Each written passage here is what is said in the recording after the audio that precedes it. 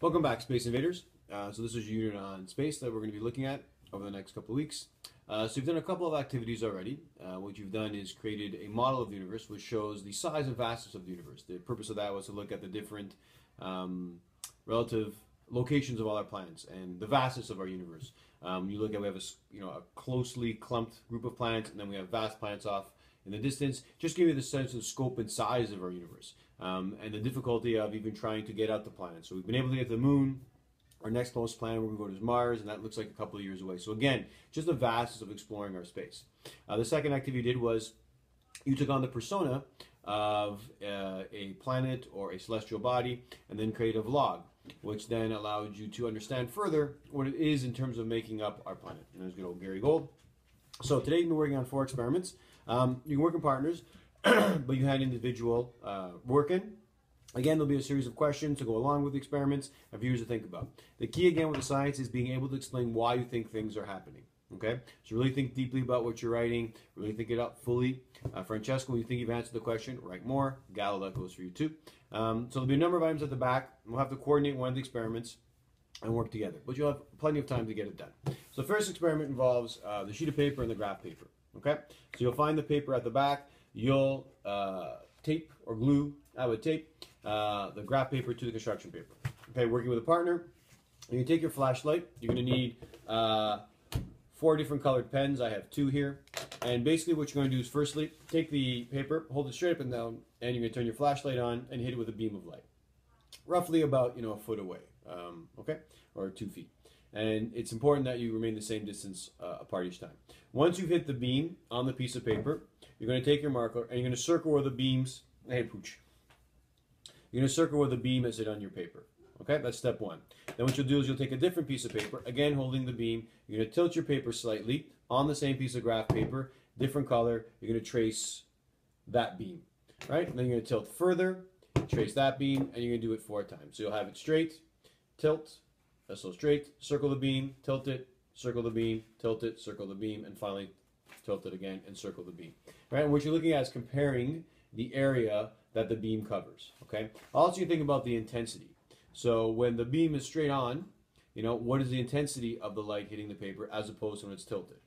Okay. And see, is it covering more area or less area? Maybe seem pretty intuitive to you, but it's important to understand how the beam is being affected by the tilt and the intensity of the light on the tilt.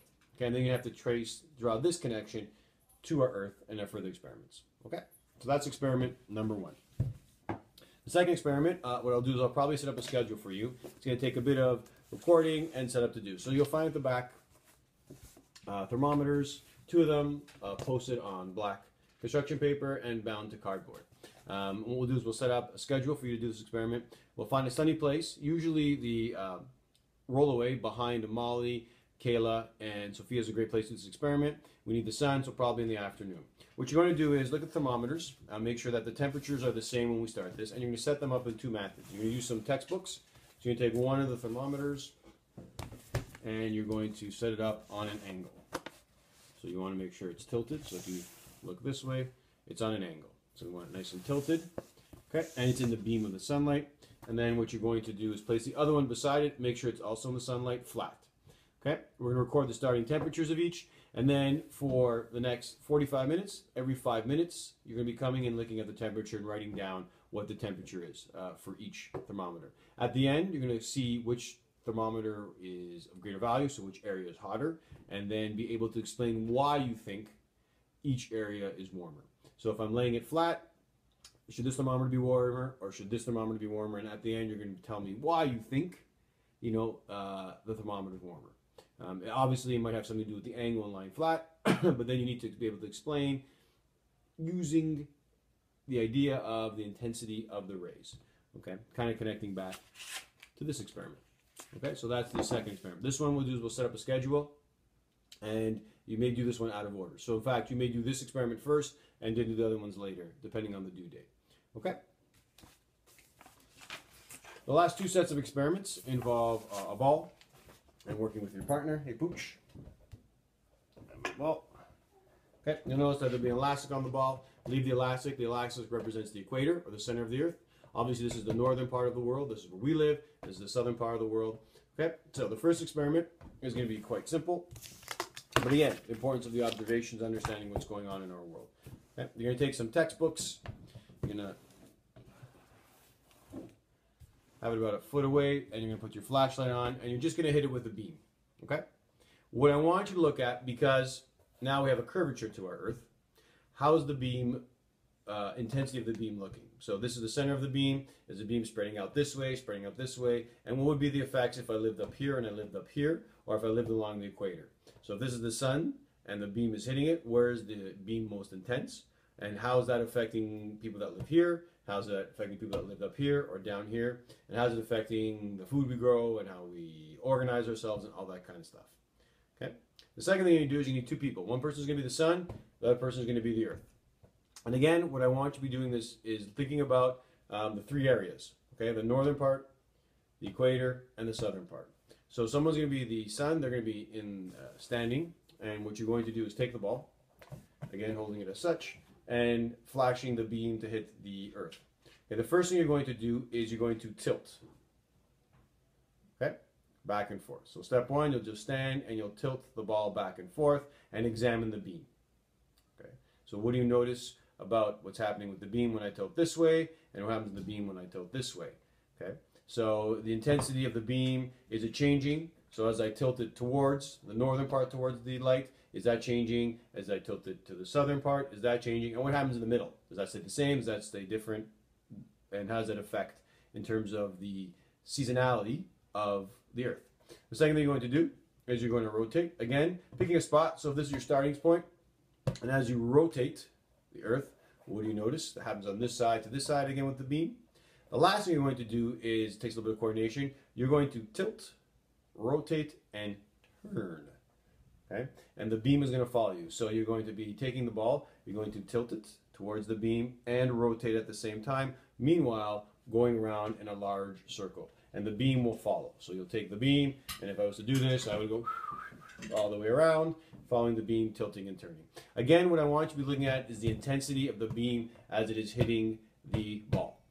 Okay, and again, as always, there'll be a series of questions to answer for each experiment. What we're looking at is how is the light being affected by the curvature of the Earth, the tilt of the Earth, the intensity of the Earth, and how does this affect how we live? So when we look at this stuff, it's like, okay, we know the beam is here, it's more intense here or more intense up here. How does it affect we live, and how does it affect the decisions we make?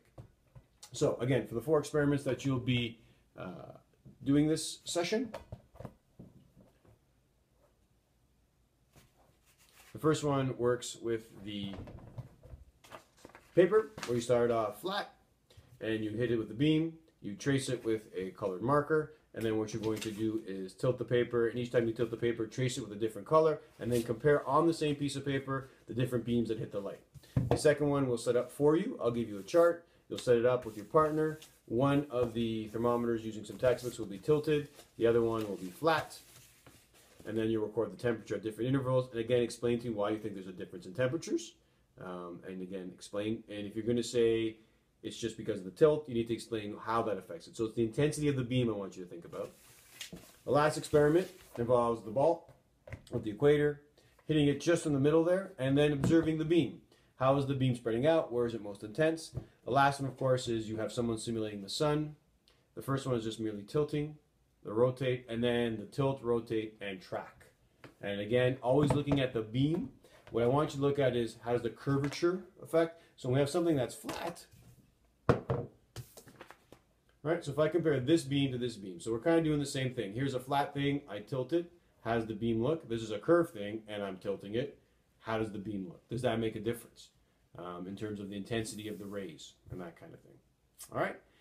As always, there'll be a series of questions at the end. Make sure you answer them, explain them fully. And if you need any help, I'm always there. And happy exploring.